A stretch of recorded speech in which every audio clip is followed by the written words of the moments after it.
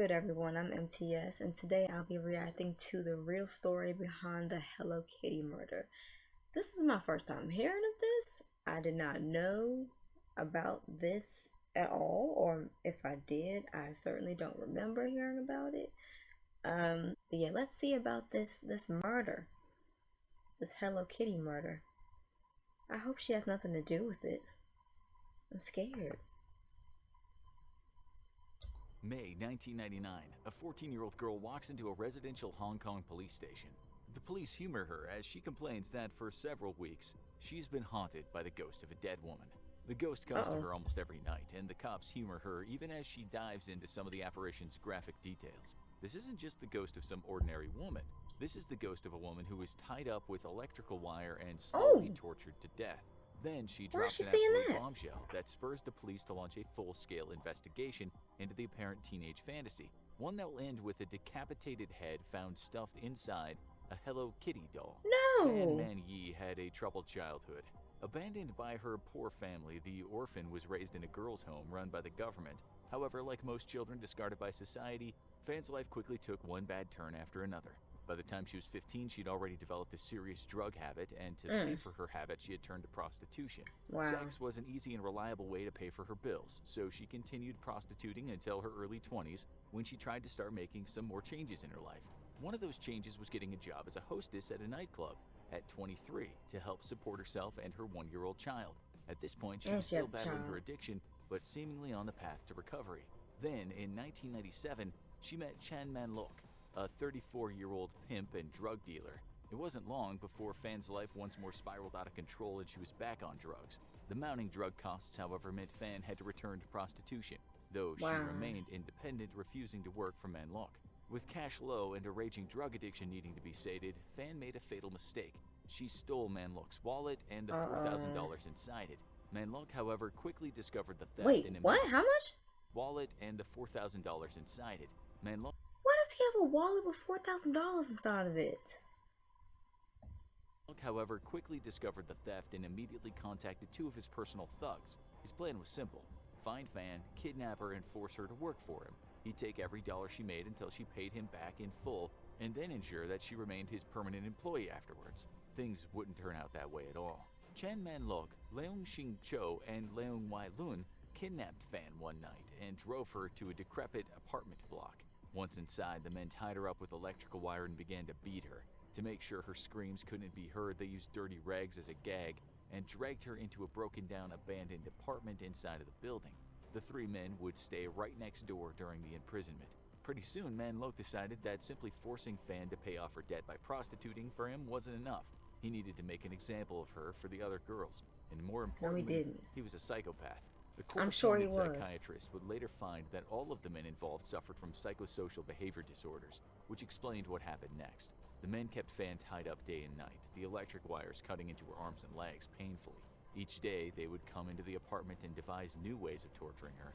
Sometimes they would beat her with iron rods, other times it was their fists. In the words of a Hong Kong justice just a few years later, never throughout the years in Hong Kong has a court heard such cruelty, depravity, callousness, brutality, violence, and viciousness perpetrated by a human being or human beings on another human being. The beatings didn't end there, though. Fan would be subjected to punches and kicks until she lost consciousness. Other times, she was whipped with electrical wire, leaving deep lacerations on her body. The beatings with iron rods would fracture bones. To make sure that Fan suffered even more, the 3 men would wait until Fan regained consciousness and then proceed to rub chili powder into all of her wounds. But the 3 men would have an accomplice, the same 14-year-old girl who would eventually turn to police for help, including her ghostly haunting. Haunted by her misdeeds. They usually are. Was also one of her torturers. Known only as Ah Fong in official records, she was described as a girlfriend of Chan Man-lok's. A 14-year-old girlfriend of a 34-year-old? Although, in all likelihood, she was just another one of his prostitutes. Fong would elaborate on the details of Fan's torture in exchange for a plea deal from the police, and recalled how one day she came to the apartment on Man-lok's invitation and found the severely beaten Fan there. Then she watched Man-lok kick her in the head over 50 times, and at Man-lok's insistence, Fong joined in as well. Fong would later tell police when questioned about why the torture was taking place that I had a feeling it was for fun. We'll never know to what extent Fong joined in the month-long torture of Fan, as part of her bargain with the police ensured that most of those details would remain out of the public eye. What we do Mm. know is that at least on one occasion, Fan was also made to eat Fong's excrement. Other times, Fong watched as the men burned her with lighters. The beatings, as always, were regular day after day, with torture to match. After a month of brutal torture, Fong came to the apartment and found that Fan Man Yi was dead, having passed She had to away go through that overnight. The three men for got a into an month? argument with each other, with Manlock believing that she had somehow gotten hold of methamphetamines and given herself an overdose. We'll never know the truth because there would never be a body to examine, but most medical experts believe that Fan simply succumbed to her wounds that night. The three men dragged Fan's lifeless body into a bathtub and began to dismember her with a handheld saw. They planned to dispose of her with the rest of the trash, but needed to avoid drawing suspicion from the rotting smell of decomposing body parts, so they came up with a plan. The men put her body parts into a large pot, one or two at a time, and on that same stove they used to cook their dinner, they boiled the body parts. Once thoroughly boiled, the body parts were simply thrown into the garbage. Yeah, they are definitely psychopaths. They had sadistic plans for the head, though. After sawing it off the body, the men put the head in a pot and boiled it until the flesh was soft enough to peel off. Apparently, they even used the same chopsticks they used to cook with to stir her head around the boiling water. Once the skull was clean of flesh, they stuck it inside a large Hello Kitty mermaid doll and sewed it shut. This wasn't the only souvenir the men kept, though. They also kept at least one of her teeth and some of her internal organs sealed up in a plastic bag. Eventually, Ah Fong couldn't take it anymore. She claimed to have been haunted by Fan's ghost for weeks, the haunting apparition urging her to confess and bring justice to her killers. Unable to take her nightly torment anymore, Fong turned herself into police, and in exchange for protection agreed to testify against Manlock and his two goons. Initially, the police were highly skeptical. The crime seemed so outlandishly brutal that at least some of it had to be made up. However, when police arrived at the apartment where Fan had been held and tortured for a month, they were horrified to discover the body parts the men had stashed away, along with the infamous Hello Kitty doll with Fan's skull sewn up inside. What made the find even more unsettling was the fact that the entire apartment was outfitted in happy, smiling Hello Kitty memorabilia. News of the crime shocked Hong Kong, and the trial would have many people furious with the authorities. In the end, because the police couldn't determine which had killed Fan, the torture or a drug overdose, the men were convicted of manslaughter and unlawful imprisonment instead of murder. The men were all sentenced to life in prison with the possibility of parole in 20 years. That parole hearing is rapidly approaching, but given the extreme nature of the brutal killing, nobody has much... The possibility of parole? There are people who are in prison without the possibility of parole for way less than way less harsh things than what these people have done. That's disgusting. Much hope that any of these three men will actually receive parole. Now, go watch how Tylenol became the perfect murder weapon, or click this other... Wow, that's a shame.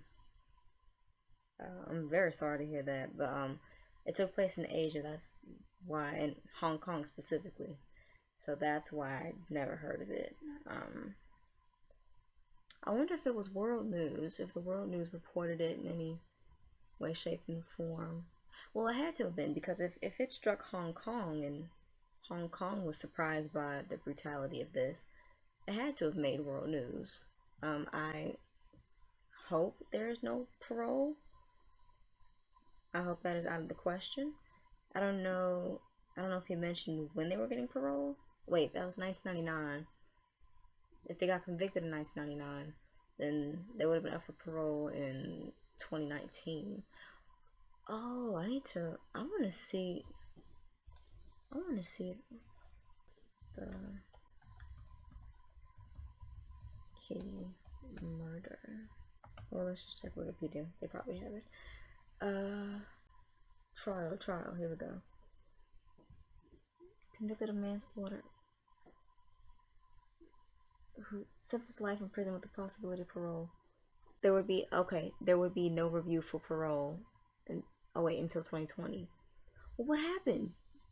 They better not have got released. Did they get released? It's not saying if they got released or not. That was atrocious. Disgusting behavior.